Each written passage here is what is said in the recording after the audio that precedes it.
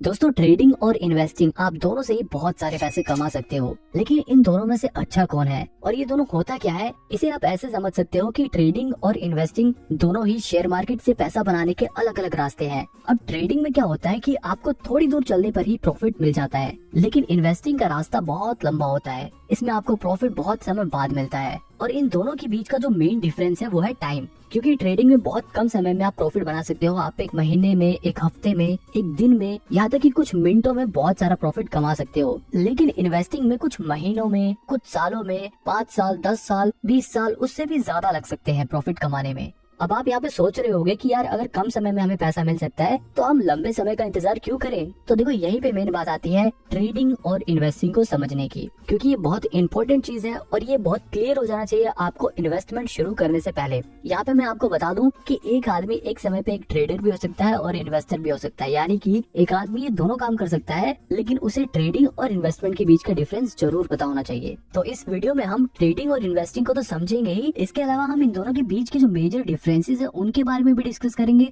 और सबसे आखिरी में मैं आपको ये भी बताऊंगा कि आपको ट्रेडिंग करनी चाहिए या इन्वेस्टिंग करनी चाहिए।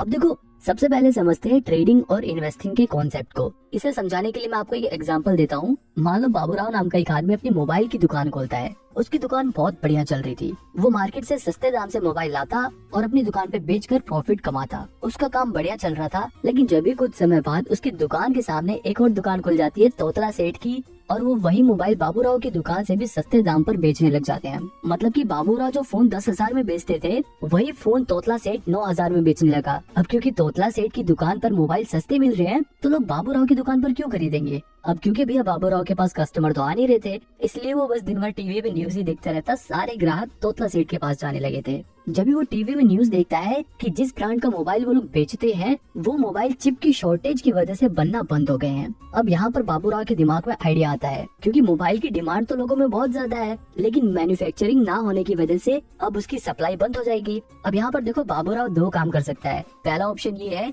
कि वो रोज सवेरे उठते ही सबसे पहले तोतला सेठ की दुकान पर जाकर उसके सारे फोन 9,000 में खरीद ले और उन्हें अपनी दुकान पर वापस 10,000 में बेचकर प्रॉफिट कमाए। दूसरा तरीका ये है कि वो रोज सवेरे तोतला सेठ की दुकान पर जाकर उसके सारे मोबाइल खरीद ले और उन्हें अपने वेयर हाउस में स्टोर करके रखे, उन्हें बेचे नहीं। इसी तरह वो कुछ महीने अपने पास उन फोन्स को स्टोर करके रखे और जैसे ही उस फोन का प्राइस मार्केट में बढ़ जाए और उसकी डिमांड मार्केट में बढ़ जाए, वो उन फोन को 10,000 की जगह 12,000 में बेचकर ज्यादा प्रॉफिट कमाए। अब यहाँ पर देखो, ट्रेडिंग और इन्वेस्टिंग को समझो। बाबूराव जब डेली फोन सस्ते में खरीद कर उन्हें बेच रहा था तो वो ट्रेडिंग कर रहा था, लेकिन जब बाबूराव ने फोन को कुछ महीनों के लिए स्टोर करके रखा और जैसे उनका प्राइस बढ़ा, उसने जब बेचा तो उसने इन्वेस्टिंग करी, क्योंकि वो डेली चीजों को सेल नहीं कर रहा बल्कि वो उन्हें कुछ महीनों बाद कर रहा है। बिल्कुल इसी तरह ट्रेडिंग और इन्वेस्टिंग वर्क करती है। बस शेयर मार्केट में फोन की जगह शेयर्स आ जाते हैं। मतलब हम शेयर मार्केट में डेली फोन्स की जगह शेयर्स को सस्ते में खरीद कर उन्हें महंगे में बेचकर प्रॉफिट बनाते हैं, तो वो ट्रेडिंग होती है। और अगर हम शेयर्स को सस्ते में खरीद कर कुछ महीने, कुछ साल, 10 साल, 5 साल बाद जब वो शेयर का प्राइस बढ़ जाता है तब बेचते हैं, तब वो इन्वेस्टिंग कहलाती है। देखो, यहाँ दोनों के बीच का जो मेजर डिफरेंस है वो है टाइमिंग। आई होप अब आपको ट्रेडिंग और इन्वेस्टिंग का कॉन्सेप्ट समझ आ गया होगा। अगर नहीं आया तो आपको आगे जरूर आ जाएगा।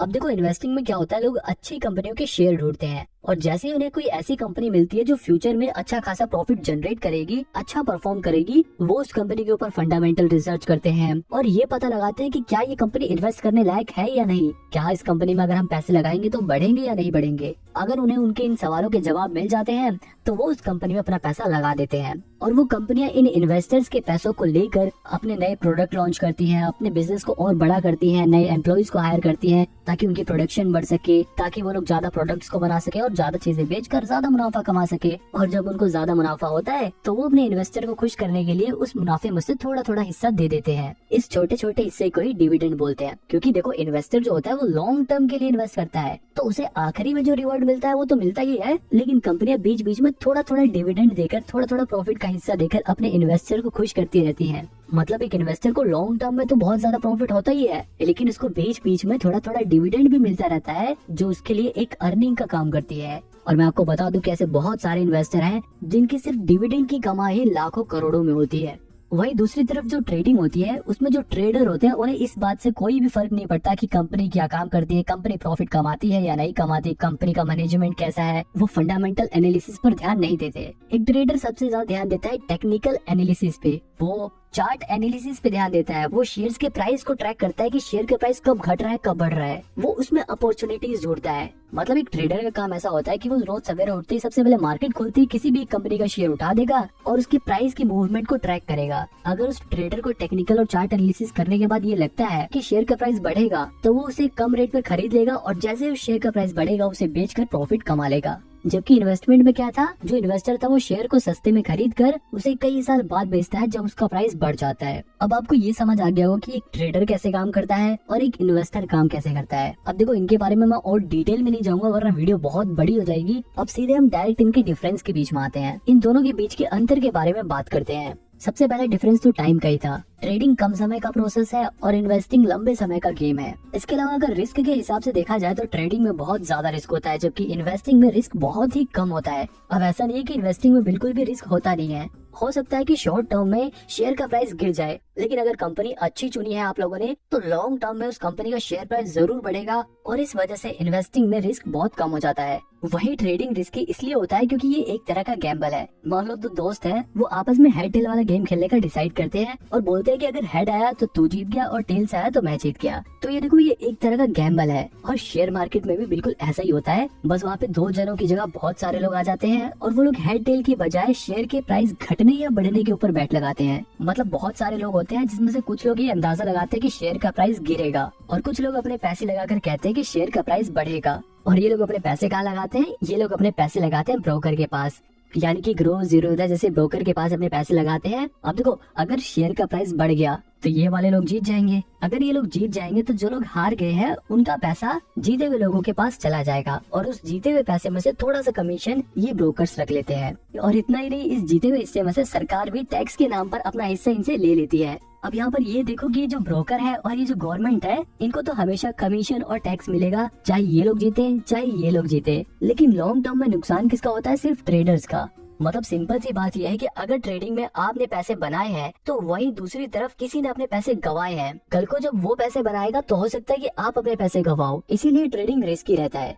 अब वापस अपने डिफरेंस की ओर चलते हैं। अब देखो एक और चीज है इन्फॉर्मेशन। ज्यादातर लोग ट्रेडिंग करते हुए प्राइस घटेगा या बढ़ेगा इस बात का पता लगाने के लिए टेक्निकल एनालिसिस करते हैं। वहीं अगर बात करें इन्वेस्टिंग की तो यहाँ पर इन्वेस्टर इस बात का पता लगाने के लिए कि कंपनी का शेयर प्राइस फ्यूचर में बढ़ेगा या नहीं बढ़ेगा, कंपनी फ्यूचर में ग्रो करेगी या नहीं करेगी, इसके लिए इस्तेमाल करते हैं फंडामेंटल एनालिसिस का। अब अगर आपको ये फंडामेंटल एनालिसिस सीखना है तो आप मेरी ये वाली वीडियो देख सकते हो, इसमें मैंने डिटेल में फंडामेंटल एनालिसिस को समझाया है। अब देखो एक और चीज है स्ट्रेस। जो ट्रेडिंग वाला बंदा होता है वो हमेशा स्ट्रेस में रहता है। अगर उसको प्रॉफिट हो गया तब तो वो पूरे दिन खुश रहेगा, लेकिन अगर उसको लॉस हो गया तो उसके दिमाग में पूरे दिन वही बात घूमती रहती है। ट्रेडिंग करते वक्त हर पल उसे बहुत टेंशन रहती है। अगर शेयर प्राइस गिर गया तो उसकी सांसें फूलने लगती हैं और जैसे शेयर प्राइस बढ़ने लग गया तो एकदम खुश होने लगता है। तो कहने का मतलब ये है कि ट्रेडिंग में बहुत ज्यादा स्ट्रेस रहता है जबकि इन्वेस्टिंग में स्ट्रेस बिल्कुल नहीं रहता, क्योंकि ये एक लॉन्ग टर्म प्रोसेस है। हो सकता है कुछ समय के लिए आपके शेयर प्राइस गिर जाए, लेकिन अगर आपने कंपनी अच्छी चुनी है तो फिर महीने बाद, एक साल बाद, कुछ साल बाद शेयर प्राइस जरूर बढ़ेगा और फ्यूचर में आपको प्रॉफिट होगा। अब देखो ट्रेडिंग वाला बंदा हरदम शेयर के बारे में देखता रहता है,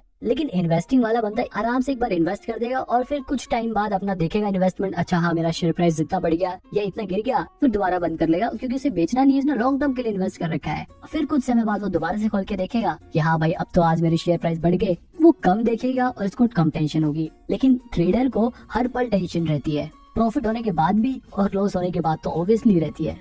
एक और सवाल है कि ट्रेडिंग में ज्यादा पैसे हैं या इन्वेस्टिंग में। अब देखो इस सवाल का जवाब बड़ा ही मुश्किल है, क्योंकि ट्रेडिंग में आप बहुत कम समय में बहुत ज्यादा पैसा कमा सकते हो, लेकिन इन्वेस्टिंग में आप ज्यादा समय में इतना ज्यादा प्रॉफिट कमा सकते हो कि कोई सोच भी नहीं सकता। क्योंकि इन्वेस्टिंग में कंपाउंडिंग अपना असर दिखाती है और पैसा बढ़ते बढ़ते बढ़ते बहुत ज्यादा बढ़ जाता है। वही अगर ट्रेडिंग की बात करें तो ट्रेडिंग में एक प्लस पॉइंट ये है कि आप ट्रेडिंग को कम पैसे में भी कर सकते हो, यानी कि आप कम पैसा लगा कर भी प्रॉफिट जनरेट कर सकते हो। लेकिन अगर इन्वेस्टिंग की बात करें तो सिर्फ आप 1000-2000 लगा के बहुत सारा पैसा कमा नहीं सकते। आप ट्रेडिंग में 1000-2000 लगाकर 5-10 हजार रुपए का मुनाफा कमा सकते हो, लेकिन जैसे कि मैंने बताया था कि रिस्क यहाँ पे ज्यादा होता है। ट्रेडिंग में आपके ये भी चांसेस है कि आप अपने 1000-2000 रुपए गवा दो, लेकिन इन्वेस्टिंग में आपके 1000-2000 रुपए कुछ कम हो सकते हैं। अगर आपने बिल्कुल ही खराब कंपनी चुन ली तो हो सकता है कि आपके पैसे कुछ कम हो जाए, लेकिन पूरे कभी खत्म नहीं होंगे। बहुत ज्यादा गिरने लगे तो आप उसे बेच सकते हो। तो मतलब ट्रेडिंग बहुत ज्यादा रिस्की है, लेकिन आप ट्रेडिंग में कम पैसे से भी ज्यादा पैसा कमा सकते हो।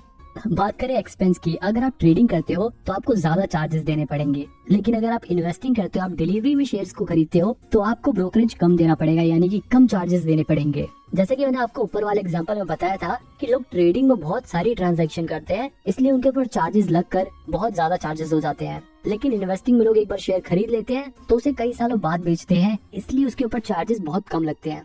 अगर लर्निंग की बात करें कि आप लोग ट्रेडिंग जल्दी सीख सकते हो या इन्वेस्टिंग जल्दी सीख सकते हो, अब देखो ये दोनों ही बड़ी कॉम्प्लेक्स चीजें हैं, पर मेरा ऐसा मानना है कि इन्वेस्टिंग सीखना ज्यादा आसान है एज कम्पेयर टू ट्रेडिंग, क्योंकि ट्रेडिंग बहुत ही रिस्की है। ट्रेडिंग में जो प्रोफेशनल लोग होते हैं सिर्फ वही पैसा बना पाते हैं, और जो नए लोग होते हैं उनमें से 90% लोग अपना 90% पैसा 90 दिनों के अंदर ही गवा देते हैं। अब अगर ब्रोकरेज चार्जेस की बात करें तो चाहे ट्रेडिंग हो या इन्वेस्टिंग हो, दोनों में जो ब्रोकरेज चार्जेस होते हैं वो हर ब्रोकर अपने हिसाब से अलग अलग चार्ज करता है। अगर बात करें ट्रेडिंग की तो यहाँ पर ब्रोकरेज चार्जेस 0.03% से लेकर मैक्सिमम 20 रुपीज पर ट्रांजेक्शन होता है ज्यादातर ब्रोकर्स का।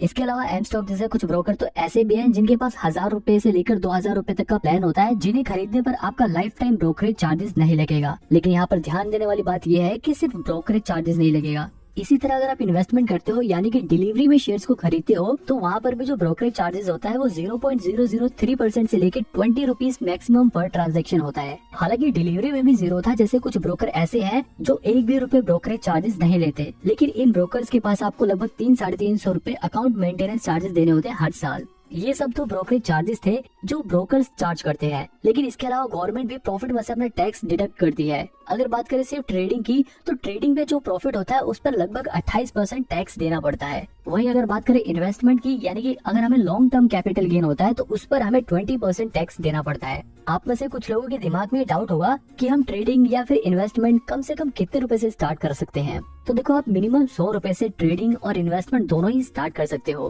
ट्रेडिंग में आप अपना पैसा फ्यूचर एंड ऑप्शंस में लगा सकते हो, इंट्राडे ट्रेडिंग में लगा सकते हो। इन्वेस्टिंग में आप डायरेक्ट कंपनी के शेयर्स में अपना पैसा लगा सकते हो या फिर म्यूचुअल फंड के जरिए इन्वेस्ट कर सकते हो। अब देखो, यहाँ पर एक और चीज जो ध्यान देने वाली है, अगर आप ट्रेडिंग करना चाहते हो, अगर आप फ्यूचर एंड ऑप्शंस में इन्वेस्ट करना चाहते हो, तो इसके लिए आपके पास इनकम स्टेटमेंट होना जरूरी है। जबकि ट्रेडिंग में आपको इनकम स्टेटमेंट की कोई जरूरत नहीं होती, बस आप अपना डीमेट अकाउंट खुलवाओ और इन्वेस्ट करना स्टार्ट कर दो। ट्रेडिंग और इन्वेस्टिंग की बात यहीं पर खत्म करते हैं और मेन सवाल का जवाब जानते हैं कि आखिर आपको क्या करना चाहिए, आपको ट्रेडिंग करनी चाहिए या इन्वेस्टिंग करना चाहिए। अब देखो, आपको मैं यहाँ पे बिल्कुल साफ साफ बता दूं, अगर आप अभी बिल्कुल नए नए शेयर मार्केट के बारे में सीख रहे हो तब तो बिल्कुल भी ट्रेडिंग की तरफ मत जाना। कभी आप ऐसा सोचो कि आप 1000-2000 रुपए लगा के उसे 5-10 हजार रुपए बना लोगे और फिर 5-10 हजार को 1 लाख करोगे और फिर 1 लाख को 1 करोड़, ऐसे करके आप बहुत सारे पैसे कमा लोगे। ऐसा नहीं होता। अगर आप बिल्कुल नए नए शेयर मार्केट में आए हो, पहली बारी बेशक आप कुछ पैसे बना लो, लेकिन उसके बाद आप अपने पैसे जरूर गवाओगे और वहीं पर आप डीमोटिवेट हो जाओगे। तो इसलिए पहले शेयर मार्केट्स के बेसिक्स को सीखो। इन्वेस्टिंग के जरिए आप डिलीवरी में शेयर्स को खरीदो, उनकी मूवमेंट को ट्रैक करो। आपको धीरे धीरे जब एक्सपीरियंस होने लगेगा, आपको धीरे धीरे जब ये पता लगने लग जाएगा कि शेयर मार्केट कैसे वर्क करता है, तब आप धीरे धीरे अपना ट्रेडिंग में कदम रख सकते हो। लेकिन एकदम से ही ट्रेडिंग मत करने लग जाना। यहाँ पर आप ये ध्यान रखना कि जब आप ट्रेडिंग सीख रहे हो तो उस समय ज्यादा पैसे नहीं लगाने आपको ट्रेडिंग में। आपको कम पैसे से शुरुआत करनी है और जैसे जैसे आपका एक्सपीरियंस बढ़े वैसे वैसे आप अपने पैसे बढ़ा सकते हो। यहाँ पर एक और बात ध्यान देने वाली है कि शुरुआत में जब आप ट्रेडिंग सीख रहे हो तो ऐसा ब्रोकर चुनना जिसका यूजर इंटरफेस आसान हो और वहाँ पर अकाउंट मेंटेनेंस चार्जेस या फिर प्लेटफॉर्म चार्जेस ना लगे, और जिनके ऐप का यूजर इंटरफेस इतना बढ़िया हो कि आप जब भी ट्रेडिंग या इन्वेस्टिंग करो तो आपकी साइट क्रैश ना हो जाए और आपके पैसे ना अटक जाए। आप इसके लिए शुरुआत में एंजल वन जैसे ब्रोकर के जरिए ट्रेडिंग करना स्टार्ट कर सकते हो, और अगर आपके पास थोड़े पैसे आ जाए तो आप जीरोधा, एंजल वन, अपस्टॉक में से किसी में भी डीमेट अकाउंट खोल के ट्रेडिंग स्टार्ट कर सकते हो। लेकिन मैं आपको फिर भी सजेस्ट करूंगा कि आप ट्रेडिंग जब ही करना जब आप खुद के पैसे कमाने लग जाओ और अपने पैसे गंवाने का रिस्क ले सको, क्योंकि बहुत सारे ऐसे लोग हैं जिन्होंने अपना पैसा गंवाया भी है। लेकिन आपको हमेशा पॉजिटिव साइड सोच के चलनी है। चाहे आप इन्वेस्टिंग करो चाहे ट्रेडिंग करो, आपको यकीन रखना है कि हाँ, मैं प्रॉफिट अर्न कर सकता हूँ। और अगर आप एक सैलरीड पर्सन, आप हर महीने कमाते हो, आपका मेन मकसद सिर्फ अपने पैसों को भविष्य में सिर्फ बढ़ाना है, तो ऐसे लोग सिर्फ इन्वेस्टिंग कर सकते हैं। वो लोग म्यूचुअल फंड में अपने पैसे लगा सकते हैं। उन्हें ट्रेडिंग करने की कोई भी जरूरत नहीं है।